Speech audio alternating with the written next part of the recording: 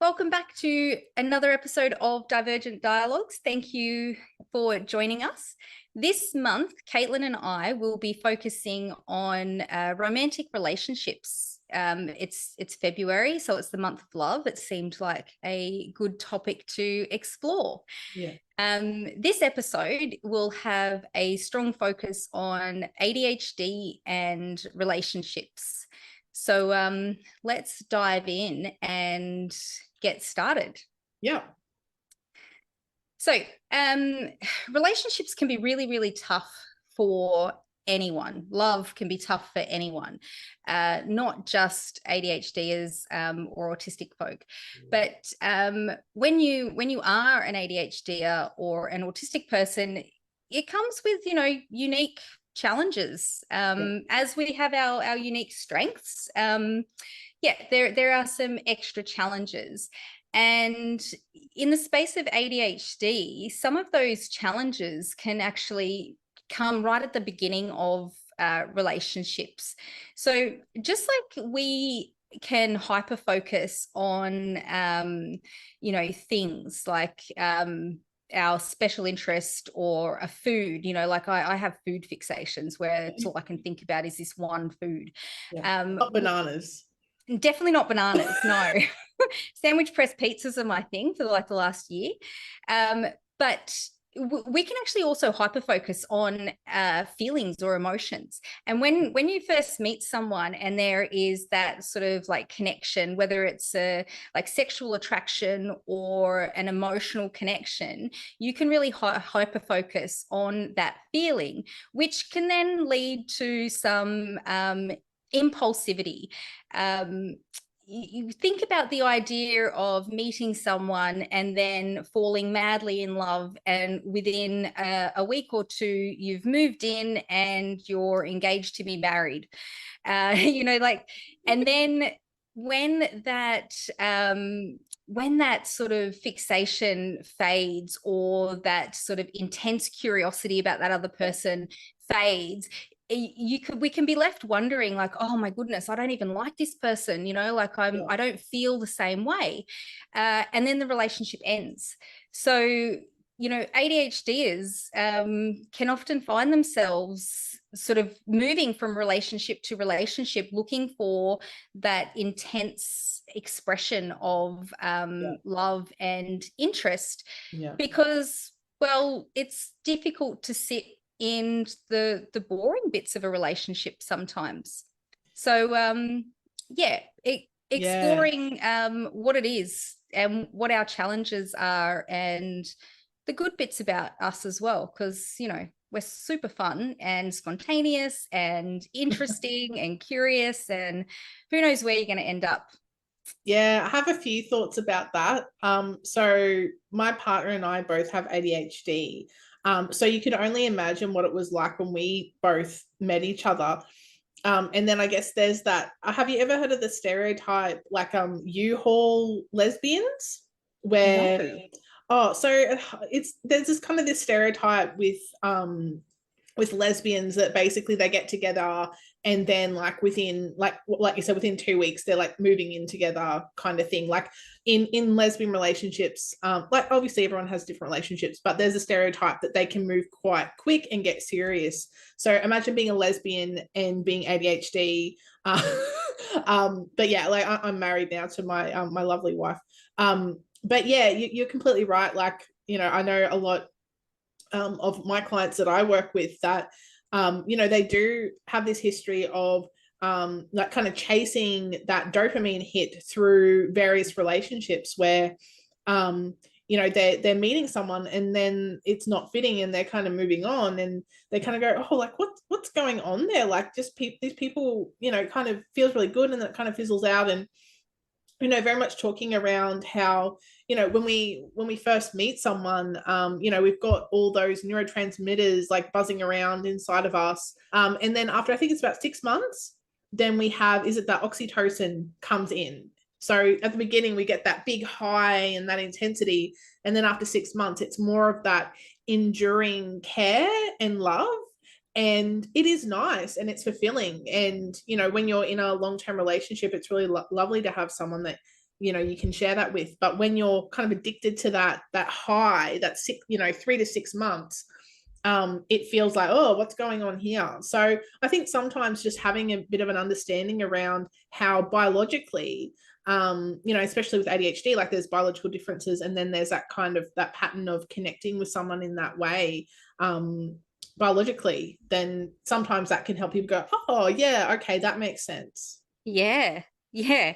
Yeah, you're absolutely right. There is a lot of brain chemistry that's going on there. And when you don't understand it all, you can mistakenly think it is just a matter of losing interest. And that's an uncomfortable position to be in, thinking that you've lost interest. But yeah, understanding is important. Understanding how your ADHD brain works in the context of romantic relationships can be really, really helpful.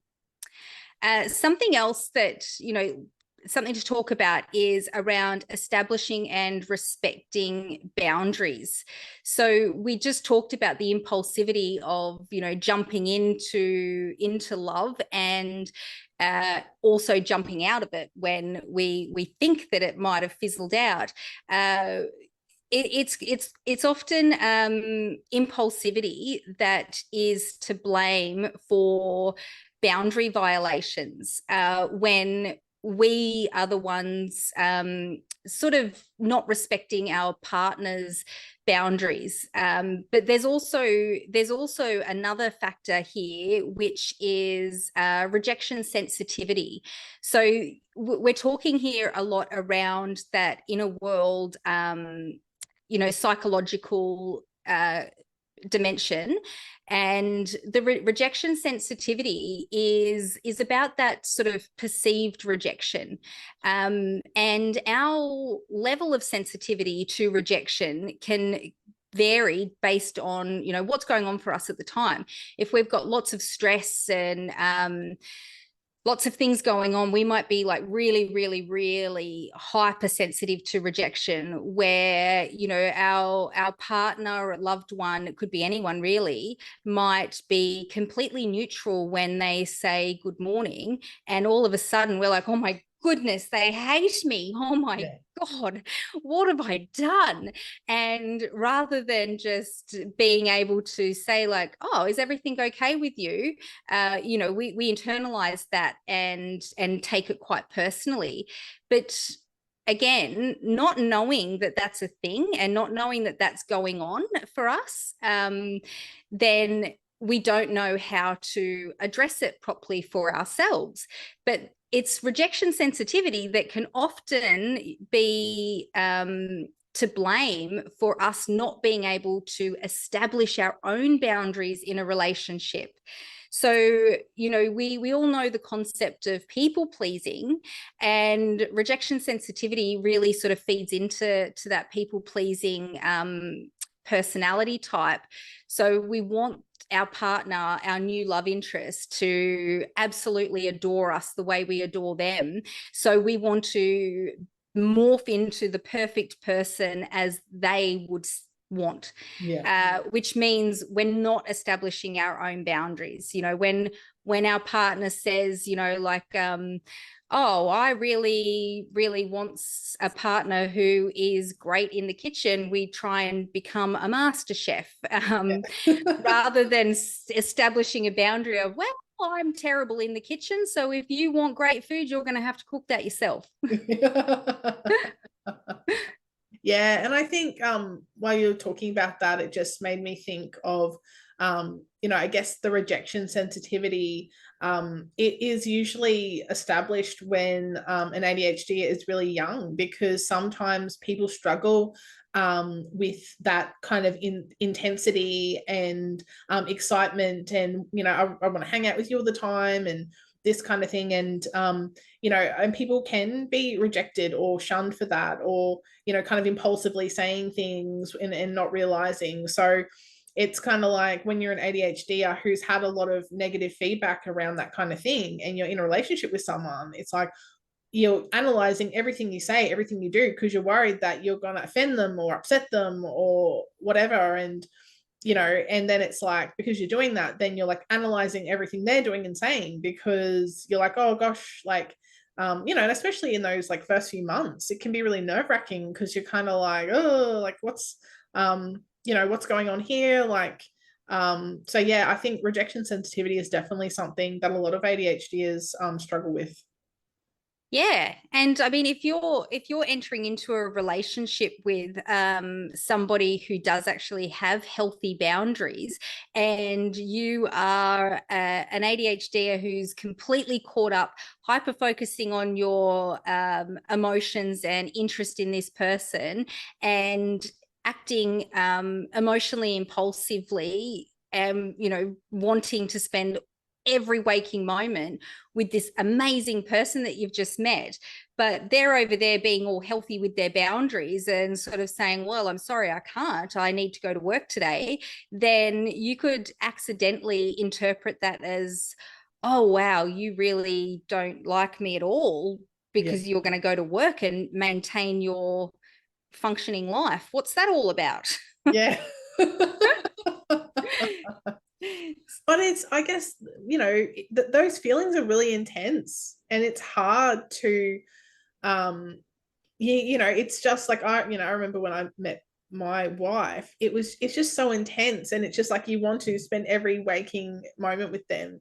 And maybe it's for the best that after 6 months things kind of settle down, because I don't think that, you know, you'd probably have like a romantic relationship burnout, because I don't think that level is sustainable, or, you know, as you said, like realistic necessarily, Yeah. to maintain in a relationship for you, or the, you know, for the other person, or for yourself. Well, yeah, because I mean, you do tend to sort of tap out of life a little bit in those early months of dating someone new, because you're just really excited getting to know them. And if it did go on for too long, then you'd never re-engage in your own life and Yeah. yeah, reconnect with your other interests, family, friends, work, and so forth. So it is, I think it is beneficial, but the intensity burns off, but learning about what that's all about, and it's not about a lack of interest or yeah, the relationship necessarily fizzling out. It's more about the relationship moving into the next phase, and making sure that you have those meaningful connections that you can keep drawing from in that next stage. So it's not just all about the excitement and dopamine chasing of going on cool dates and just getting to know another person. It's finding those connection points. Yeah. Which actually brings me to the next point, which is like the role of effective communication. So being able to talk about things like rejection sensitivity, being able to say things like, hey, I'm actually feeling really sensitive today because I haven't had any sleep for the last couple of nights. Is everything okay with you? Because I feel as though, you know, your tone of voice, your body language, whatever it is that you're picking up on, being able to say to your partner, I'm feeling a bit sensitive to it at the moment. So being able to talk about how you're feeling and having healthy ways of doing that, raising difficult conversations, it's really hard to do. Yeah. And people do this in all different ways. Some people will wait until it's you know, like a frustration, and then it's just like a blur of you know, like, oh my Often god. doesn't end well. No, it doesn't, because it's kind of like, what are Yeah. you talking The other about? person's like you've been like stewing on it for like months, and then the other person's like, whoa, like what, like where did that come from? Like I'm really confused. Yeah, well, my response to that form of like raising, you know, conflict, even if it's really reasonable and like the content is reasonable, I'm just going to sit there and cry because I'm unprepared for it, which isn't helpful. But you know, it's just my reaction, I suppose. And then calm down. Okay, now we need to talk about this logically and rationally. So so developing healthy communication and is really important. But in doing that, just accepting that it might be about getting comfortable with uncomfortable conversations that maybe other people don't necessarily have. So it might be about saying, you know, look, I'm really stressed at the moment, and I really need you to help me organize my to-do list and prioritize what needs to be done. It might be, I'm feeling really overly sensitive at the moment. Would it be okay if you offered a bit of extra like verbal reassurance throughout the day? Being able to confidently ask for what you're needing without feeling shame for it. Yeah. Yeah. Definitely. And I think like that's just the cornerstone of any relationship, really, is being comfortable with being able to have those challenging conversations and be able to work through that together. And I think, yeah, something else that's important to note is that it's not just up to the ADHDer to work on all this stuff. Like, you know, it takes both partners to work through this stuff together to build that healthy relationship. Yeah, definitely. Being in a relationship with an ADHD can be like the coolest thing ever. It can be so much fun. You know, like I was saying before, like spontaneous ideas and curious adventures, and who knows where the path is going to lead. Let's just go down there anyway. You know, like that's really fun. That is so fun. My older sister is like, she's an ADHDer, and she has led us on the most incredible adventures throughout our adult lives. It's, you know, it's quite often her and I, and the places we end up and the things that we do, we need to write a book about it because it is so much fun. Yeah, and I think that you're right. It's not just the ADHD that needs to be aware of these things, because being the one with a diagnosis that does affect things like executive function and communication, we can definitely be at risk of being the ones that are you know, that wear all the blame for relationship challenges. And we're definitely not, you know, we need to be aware of where our difficulties are, but like we say, that there's also a lot of strengths. And one of the strengths, I guess, that comes with verbal impulsivity in that space of healthy communication and raising conflict in a more effective way, can be that we can often just blurt out what we're thinking in the moment, rather than, like you were saying, Caitlin, letting it all build and build and build. So we can often just be like, oh, this is happening. Let's deal with it. You know, so that can often be a strength.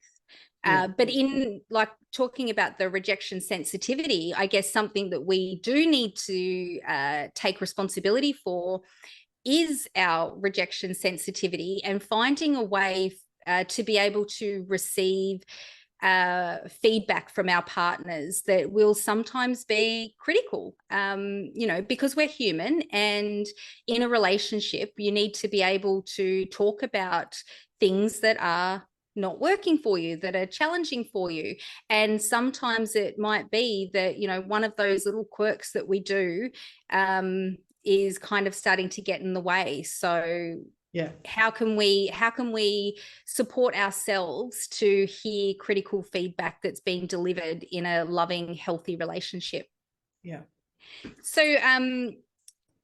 one of the other things in like navigating healthy relationships for ADHDers is understanding social and neurotypical expectations.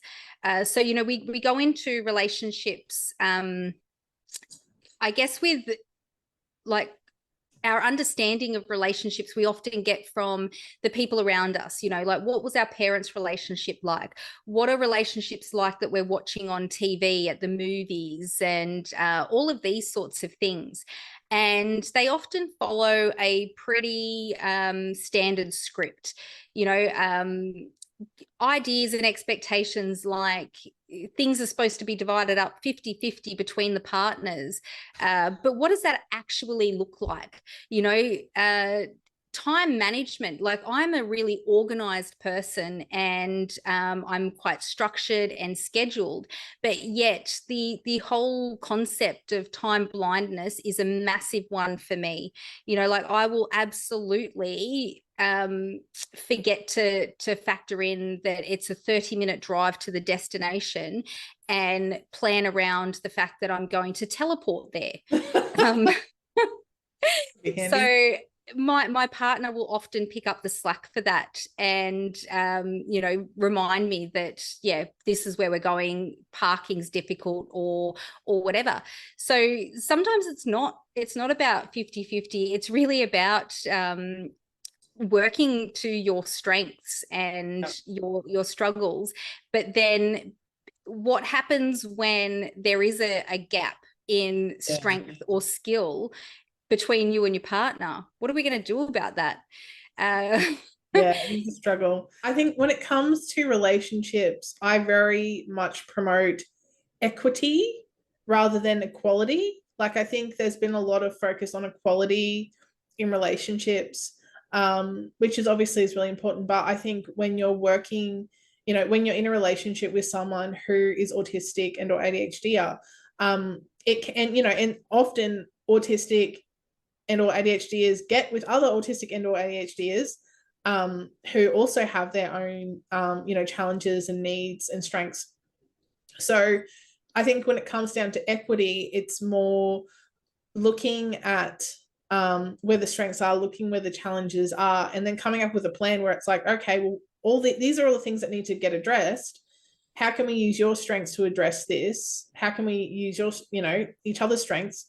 And then, yeah, and I guess finding those gaps and finding solutions for that as well. So it might not be just like cutting things straight down the line, but, you know, for someone vacuuming, they might be like, yep, I'll do that. That's like 5-minute job for me. Whereas for others, like I guess for myself, like vacuuming, because of the sensory overwhelm, is really like, even though it might not take a lot of time in terms of minutes, you know, it takes a lot of spoons, and I'm feeling really overwhelmed for like hours afterwards. So, you know, looking at those sorts of things can be really helpful in relationships. Yeah, definitely. And, you know, thinking about those like social and neurotypical expectations, first of all, being able to identify what they are, you know, like things around like, yeah, dating and showing love and all of that kind of stuff. When you are able to recognize that there is an expectation of how these things are done, you can then recognize if you actually meet those expectations or if you do them differently. And if you do them differently, that's totally okay. Like there's no issues there whatsoever. Being able to articulate how you do these things differently is really helpful for both you and your partner. So it can just be agreed and understood, you know, especially thinking about expressions of love. You know, we all, well, most of us sort of have heard about love languages, and, you know, the acts of service, words of affirmation, all these sorts of things. But for ADHDers or neurodivergent people, there are other love languages, and the idea of like having that time to yourself. So a really big one for me is about like the idea of parallel play, where, you know, I'm doing my thing and my partner's doing his thing, and we're in the same room but not necessarily interacting. You know, last night I was in my kitchen preparing one of our favorite dinners. I love to cook. I love being in my kitchen. And he was also in my kitchen putting up a new spice rack for me. Yeah. And, you know, he's quite handy, you know, so he's very good with his hands and things like that. So to me, that was just like the best afternoon ever. It was so wonderful. But to other people, that might be like, oh, are you guys not talking? Yeah. But it was really nice. And so understanding that as an ADHDer, maybe you do express love in a different way. Maybe it's a little bit big and flamboyant because of like the dopamine and the excitement and all of those sorts of things. Also, totally okay. Yeah. It's good to know that you love cooking. Maybe you can come over to my house and cook, because me and my partner don't like doing it. But yeah, just my partner, she gets a lot out of buying me gifts. And she gets so excited, she'll like buy me something and she'll be like, here it is, and she'll be like, oh, and excited. And yeah, it's really sweet. Yeah. You know, like one of my expressions of love is definitely about like quality time. And so from early on in my relationship, I would plan and book little weekends away in the middle of nowhere because that's just my idea of heaven. But my partner's quite social, and you know, like back then, I probably wasn't paying any attention to the fact that you know, he likes humans, and here I was thinking, oh my gosh, this is going to be great. You know, like no phone reception, middle of nowhere. So you know, like that was me sort of expressing my love for him because I just wanted to spend time with him. And yeah, that's, I guess, how I show him love. Yeah. Yeah, definitely. Yeah.